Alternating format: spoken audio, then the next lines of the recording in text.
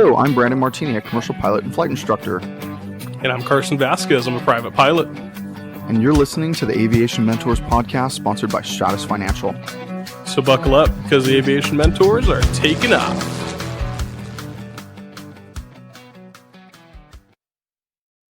Welcome back, everybody, to an awesome episode of the Aviation Mentors podcast. Thanks so much for joining us today. I'm sorry that we keep on uploading episodes a little bit off our normal Wednesday and Friday schedule, but we're trying to get back on track. We've just been swamped since after Oshkosh, and I know that was already over a month ago. So that means, Carson, that Oshkosh is only 11 months away. Isn't that awesome? Yeah, do we have a countdown to the next Oshkosh started? I don't think so. I don't even think it's on their website yet, but I'm pretty excited for it. So here's how I feel about it.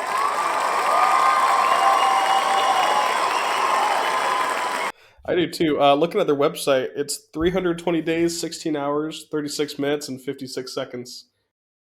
Well, if anybody wants to interpolate when we're recording it, you can check that out now.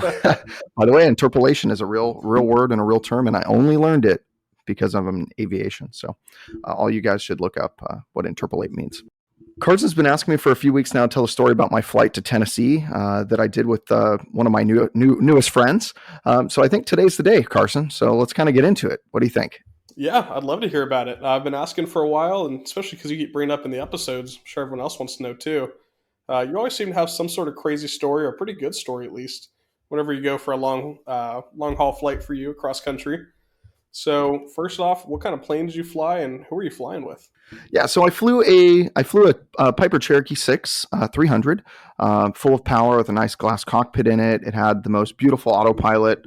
It was owned by one of my friends, Shane, who actually helped me get the world's oldest flight instructor world record televised.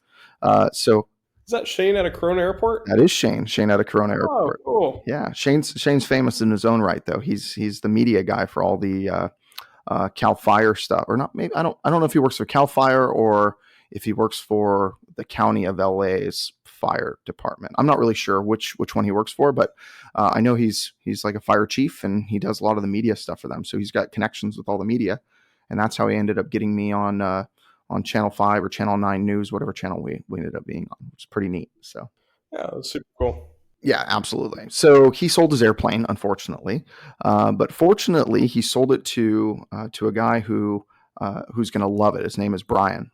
He's now my one of my newest friends, and we had an absolute adventure flying this aircraft across the U.S. We did a coast-to-coast trip, and we weren't planning on doing coast-to-coast originally. It was just going to be me kind of getting him ready. He already had his biannual flight review done a few weeks prior. He hadn't flown a lot in the past several years. So he wanted to get familiar with the airplane, also make sure that he knows how to fly this particular airplane, meet his insurance requirements, and really learn from somebody who flies a lot of Cherokee 6s. And I fly a lot of PA-32s. I'm very active in the PA-32 groups. I haven't been able to go to one of the PA-32 fly-ins yet. I think they've had 2 of them already.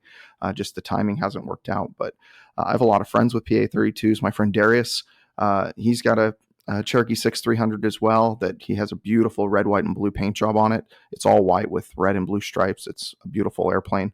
And he moved to Henderson, so I don't get to fly that as much. But I used to just go over to Corona and go steal his airplane. Of course, I'd tell him I'm stealing his airplane, but I'd steal his airplane. I would take that on some trips that I needed to carry some heavy weight.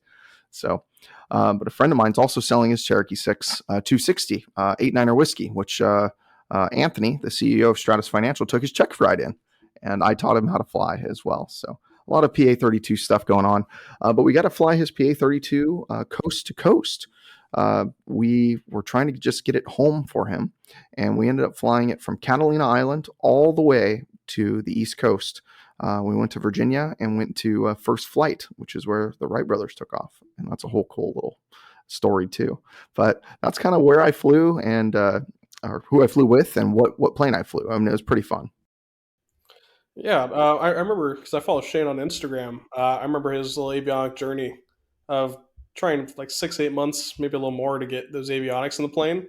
How'd you enjoy them?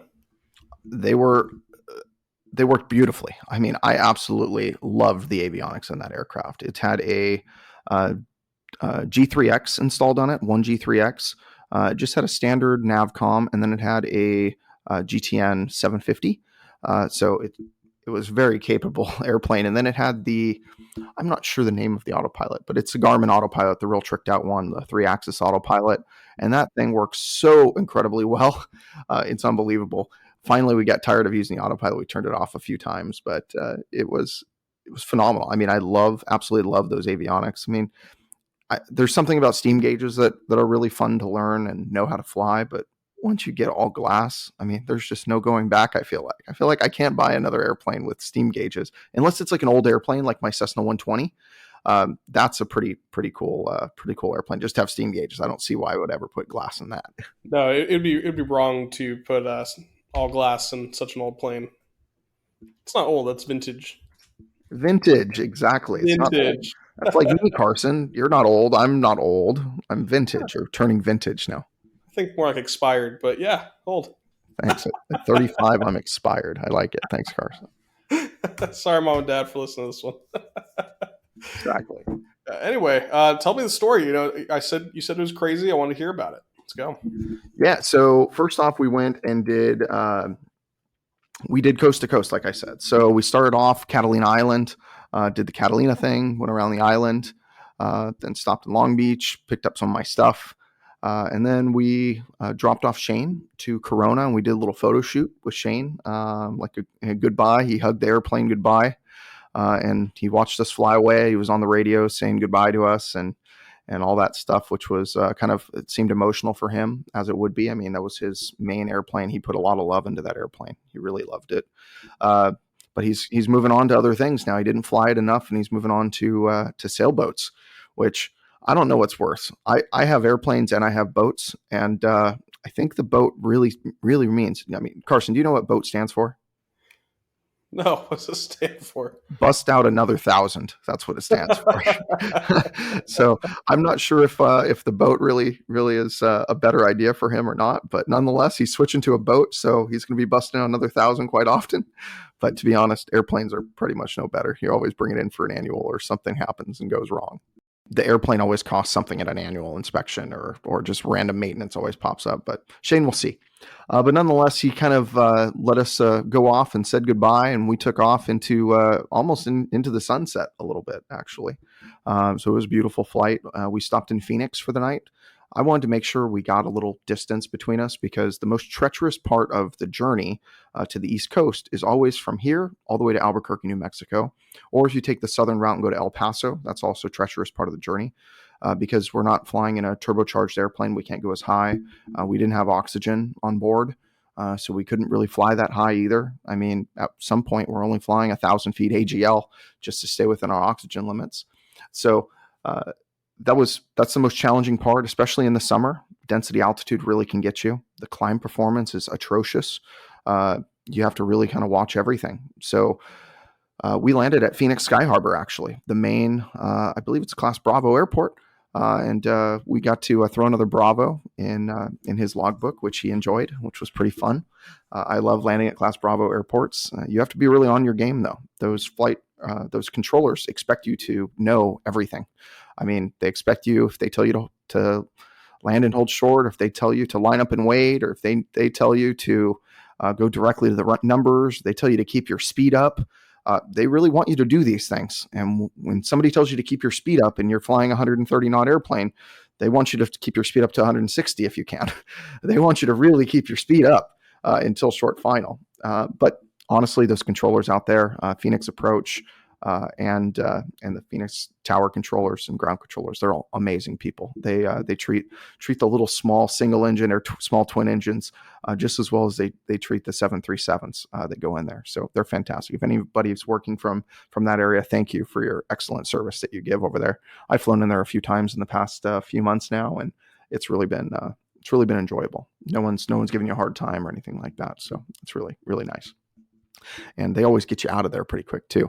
But yeah, we stopped in Phoenix and we stayed the night. Actually, we just went to this little hotel and stayed the night at the hotel. Woke up bright and early in the morning and took off, because obviously the earlier you can get out of the desert, the ambient temperature outside at 5 or 6 a.m. when we got up and started moving around was near 100 degrees that day. So you can just imagine the density altitude. was absolutely ridiculous. So we wanted to get up and get going and get out because seriously, my least favorite part of that journey, especially in the summer, is between Phoenix and Albuquerque. So I always stop in Phoenix and get gas because I don't want to run out of gas. There's not that many airports between Phoenix and Albuquerque. And if there are airports, they sometimes don't have that long of runways. So you would have to make multiple stops, and the climb performance in that type of heat is just terrible. So you got to be careful with all that stuff. And then we decided that we couldn't go to Albuquerque because there were major thunderstorms over Albuquerque. And I actually wanted to go to Albuquerque, the international airport. And I do not go to Double Eagle. If anybody's living or lives near Double Eagle, that's not my airport. I've almost died there one time and I never want to go back. I didn't really almost die there. I did all the calculations with weight and balance and density altitude, and it said I had enough runway, and I knew I had enough runway, but it did not feel like I had enough runway, and I never want to feel that ever again in my entire life. So now I refuse to go to little airports and high density altitude environments. I will go to the biggest airport there is, which is Albuquerque, and they've got 12 or 14,000 feet. I bet you I can get a Cherokee 6 off even at 110 in 12, 14,000 feet. The POH says I can, and I know I can in a lot less than that, which makes me feel comfortable. So, yeah, you're not picky. You're just safe. You're a safe pilot. I'm picky because I want to be safe. I mean, that's kind of the way that it goes, right? And that's what I teach more. And whenever I'm actually flight instructing, I want to teach safety. You want to make sure that you're a safe and competent pilot. There's a lot of people that are competent but not safe, and those two should go hand in hand, but sometimes they don't for some reason. Yeah, it's part of being super current. Yeah, it's Carson's word of super current. Exactly. So we actually were going to go land in Albuquerque, but we still had another hour and a half of fuel left, or so, hour and 45 of fuel left. And we decided that we weren't going to stop there because of those thunderstorms. Obviously, we couldn't make it there. So we just stayed south. And there was just like a sliver of area that we could make it through. There were thunderstorms on one side, and then there was a restricted airspace on the right side. So we had to make sure that we were staying in that above that restricted airspace, and we got through. And by this time, we both had to go to the bathroom pretty bad. So we were contemplating, should we do the pee in the bottle thing? And I said, I'm 100% against that, and I will never do it. But he was pretty close. He was like, I don't know. It's tempting right now. I got to go. So we found another airport past there a little bit, maybe another 30, 40 minutes, and we just held it. And we made it to that airport. And I pulled us off the runway. I even landed with like a 3-knot tailwind because I didn't want to take the extra time to go around. And that's fine. You can land with a tailwind if it's done safely and competently. And as long as you're super current, right, Carson? You have to be super current to land with the tailwind, Brandon. That's just part of being super current. It's all encompassing. Exactly. So landed, we got out of the airplane. We ran over to the bathrooms and used the bathrooms, hung out there, got gas and a few water bottles and stuff, which was pretty neat. But that was the day that I wanted to get as far as we could. So we took off there, and we're doing another 3.5 hour jaunt. And we ended up in Kansas or Oklahoma. I can't remember what state we were in. But it was quite the adventure on this state that we went to. Yeah, so Brian and I got off this airport, and it looked phenomenal. If you look at it from ForeFlight, this airport looked like it was the coolest airport ever to land in. It was right on the edge of the water, like on not really an island, but kind of an island. It had like a resort right next to it, and then it looked like it had 2 like really nice restaurants on it, and it looked like it was like the place to go. So we land there, and what's that? I said in Kansas? Yeah, it was. I thought it was in Kansas. I'm looking right now, but maybe it wasn't Kansas. I can't. I'm gonna look it up because it was a place that was just phenomenal. Use the miracle of time travel for podcasts. If you want to take a second, look it up. Yep, I just did. All right, so it was in Oklahoma. Afton, Oklahoma is where we went, to Afton, Oklahoma. And this airport looked cool. And then when we landed there, we realized that the NOTAM said that they were no longer going to be having gas. And we landed there because we needed gas, right? But it wasn't pulling up properly in ForeFlight. So we couldn't really see that NOTAM. But we were listening to ATIS and ATIS told us there was no gas there once we started getting closer. Or whatever, ASOS or whatever it was. But we ended up landing there anyways because we were hungry and we figured, oh, they've got the restaurants there, so let's go check it out. Well, restaurants are boarded up. There were no restaurants available. There were no people available. Brian and I ended up walking like a quarter mile down the road or half a mile down the road, and we found a place called The Shebang. And I'm looking at their website. It says, your number one party destination on Monkey Island. We have 3 exciting attractions, including a restaurant, clothing boutique, and the Den of Uniquity. And then they also had I don't know what it was, but like some bar called Big Shots Rhythm and Booze. And we took some pictures of these signs, and we went inside just thinking, okay, maybe we can get some food in this place. And they were like, oh, we're not serving food for another hour and a half, but if you want to hang out, you can hang out at our bar. I'm like, we can't hang out at the bar. Sorry. They didn't know that we flew in there and we can't be partaking in any alcohol. But it was absolutely a crazy place. I mean, I'm looking at a picture I took. There's green walls on the outside with a pink door and leopard pink print borders around the door. Carson, you should look this place up. It is absolutely mind-blowing, like insane crazy. And what's it called again? The Shebang. The Shebang. Yeah. You have to post this on our social media now so people also understand what a shebang looks like. Yeah, and they put a big sign outside and it said, yeah, this place is the whole shebang. I'm like, oh, now I get it. But it was crazy. Oh, I'm looking at it. There's a lot going on here. There's a lot going on there. A lot. I didn't even click their website. There's a lot. Yeah, their website has even more going on. And their website's all pink even. Yeah. But Monkey Island. So it was an island. Told you. Yeah. So we ended up not really going there. But the place looked really cool. I mean, it was very unique, to say the least. And we just walked over to it, hoping we can get some food because it was the only place we could find that had food. And unfortunately, no food for us. So then we decided we're going to leave there and we're just going to eat snacks. So we end up leaving there and we take off and we go to Branson, Missouri.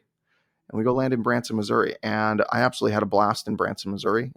We stopped for 10 minutes, watched some Air Force pilots or something. They were playing putt-putt golf because their airplane broke down. And they're getting paid for that. And we're just watching them. Their airplane has the cowling open and they're waiting for somebody to bring them parts or something. I don't know what it was, but it was pretty epic. So they're just hanging out playing putt-putt golf at the FBO there. And the people at the FBO are super nice. I've been to Branson, Missouri. My cousin used to live there. And I actually stayed there for 3 weeks one time in Branson, Missouri. Stayed with my cousin for the part of the summer. And that was a phenomenal little city. It's like, I don't even know. It's got a bunch of amusement parks and stuff. It's an interesting place. So anybody from Branson, Missouri, if you're listening, thanks for having a really cool, fun city. But we stopped there. We got gas. And I said, hey, you know what? Why don't we stop in Nashville for the night? It's getting kind of dark. Not getting dark yet, but let's go to Nashville for the night. I think that would be perfect. So we had another 2-hour flight or whatever it was, 3-hour flight, hour. I don't remember, but we had another flight, last leg of it. We're pretty tired at this point. We've been flying since early morning. So we're going to go out and go to Nashville. So let's go over to Nashville. And I said, I've got a couple friends of mine. One of them's name is Frankie Justin, and he's a country music guy. He's up and coming. He's young, 21, 22-year-old country guy. Most polite guy you've ever met in your entire life. Literally, I've known him since he was like 8 years old or something. I've known his dad when I used to be in the horse business. I used to sell products for horses, believe it or not. And I went from 1 horsepower things to 300 horsepower on this Cherokee 6, which is kind of neat. But I hit up Frankie and I said, hey, I know you moved to Nashville. I haven't seen you in a while. What are you doing? He was like, oh, I want to go meet up with you. Let's go have dinner together. So I asked him, and guess who else we saw? We saw Mike Harris. Mike Harris met us over there because he's from Nashville area. It's just south of there. And we go meet Mike. Mike meets us at our hotel and we go to dinner. And then Frankie meets up and we all sit there. We're hanging out and we're having late night, a couple beers and barbecue food, of course, because we're in the South. And then Frankie said, hey, I got invited last night and I hung out with this guy. And I don't know if you know who he is, but do you want to go hang out with him? And do you know who that was? His name is John Daly. John Daly, the famous golfer. Like, yes, I want to go hang out with John Daly. Who gets to say I'm going to go hang out with John Daly at a golf course after hours? I was like, yes, let's go do that. So we ended up hanging out with John Daly, and everyone is singing music, and it was absolutely a crazy thing. He called somebody really, really famous, who I'm not going to mention on this call or on the podcast, but he called somebody extremely famous, like that every single person in the world would know, at like 11 p.m. at night or 10 p.m. at night. And this person answered their phone. And we were just flabbergasted that even happened. So that was pretty cool. And after that, we were just kind of hanging out, talking. And there was a bunch of new up and coming country stars or country music guys there. And everyone was just singing music and playing guitar. And it was a really cool experience. And then we hung out with him at his tour bus, and we're just talking till late in the night, just kind of, I don't know, just talking about the world and life. And John was actually talking about how he really tries to go and help for like childhood cancer and fundraisers for those types of things. So it was really cool to get to know him and get to meet him and hang out for the evening with him. So you never know the adventures that Brandon will get into when going across the country. And Brian was like, how do you know people in like every place you go? I said, I've flown a lot. So we go to different places, and I know a lot of people in a lot of different places. So we got lucky enough to go hang out with all these people and made some new friends there as well. And I think Brian had a good time too. I mean, that was a once in a lifetime type of deal, right?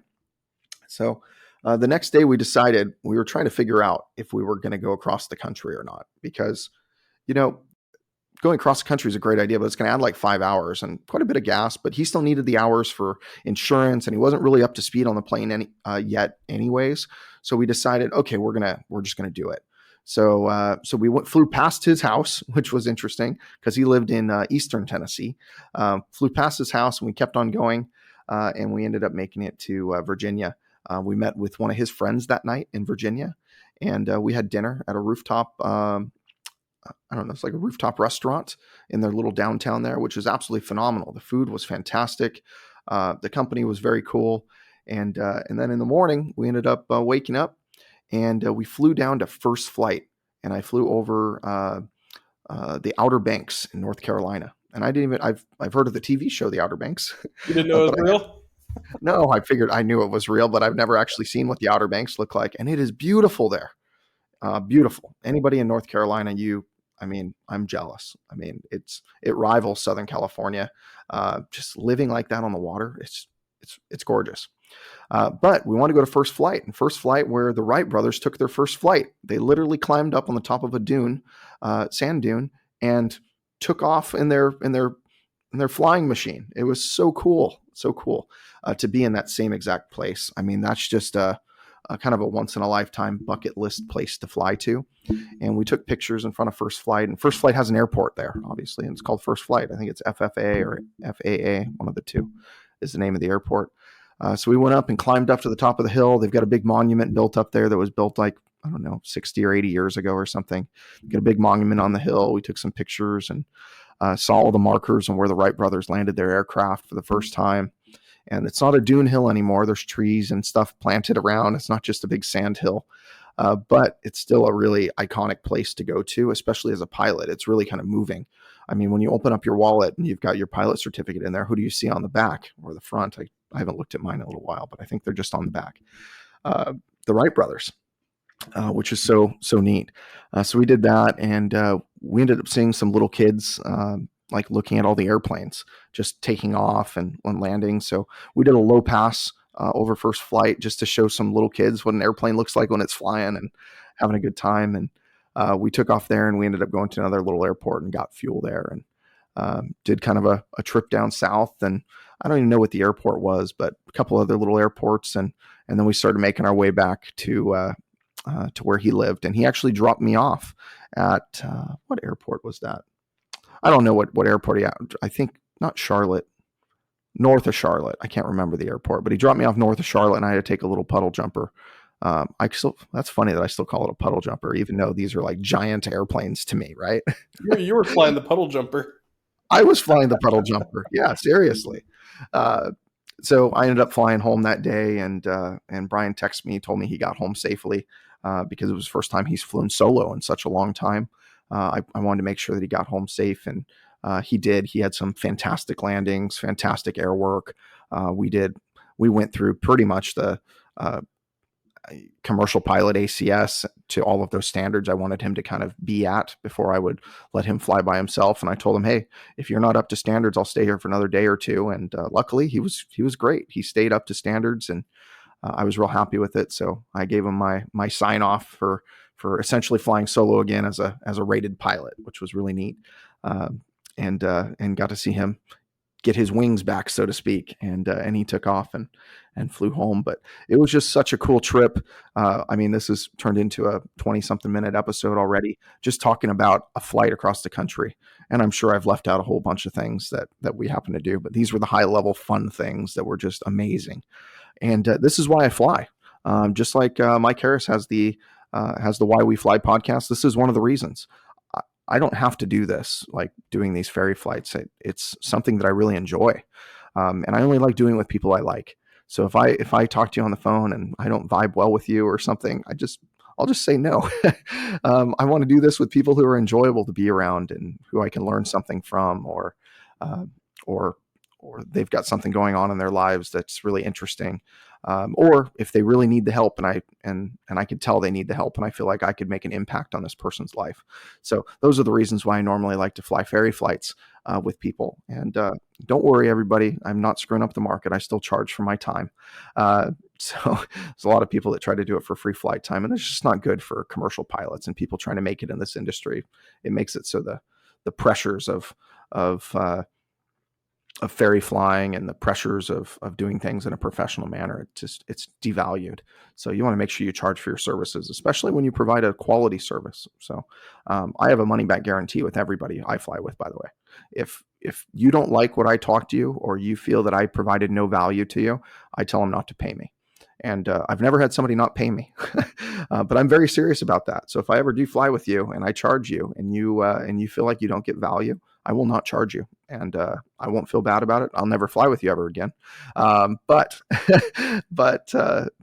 I will respect it, because if you're the customer and I'm the teacher, and you don't feel like you got value, then I wouldn't be happy with it. So long story short, I had such a great time flying with Brian and even Shane a little bit before we took off on our crazy adventure that we had no idea what was going to happen for 3 or 4 days.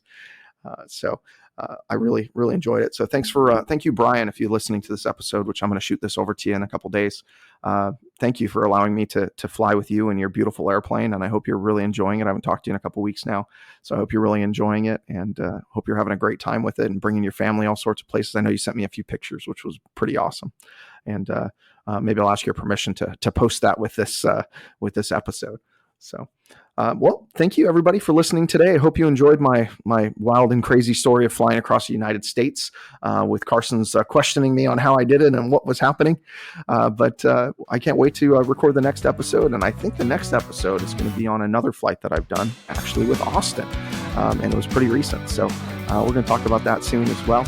But thanks, everyone. Really appreciate that. And if you want to reach out to either one of us, you can reach us at our emails, brandon@aviationmentors.com, or for Carson, it's carson@aviationmentors.com. And I'll see you at the next one. And as a wrap up for the day, remember, we're here to guide you in your aviation journey. So fly safe and enjoy the ride.